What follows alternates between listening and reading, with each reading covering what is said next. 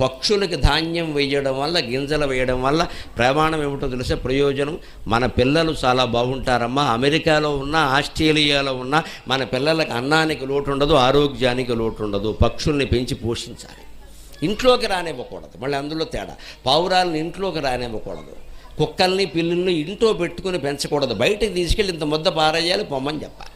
ఎందుకని కుక్కల్ని వేళ శుభ్రంగా పక్కలో పడుకోబెట్టుకుని సబ్బెట్టి తోమి దానికో డాక్టరు, దానికో డ్రెస్సు, ఈ ప్రేమ పిల్లల మీద చూపిస్తే ఎంత బాగుండేదో. వాళ్ళనేమో హాస్టల్లో పారేశారు, కుక్కల్ని పక్కలో పెట్టుకున్నారు. ఇక్కడ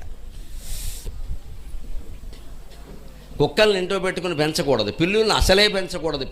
పిల్లి శరీరం నుంచి ఎప్పుడూ రోమాలు రాలుతూ ఉంటాయి. ఆ రోమాలు రాలాయి అంటే పసిపిల్లలకి రోగాలు వచ్చేస్తాయి. రోమాలు అంటే రోగాలే.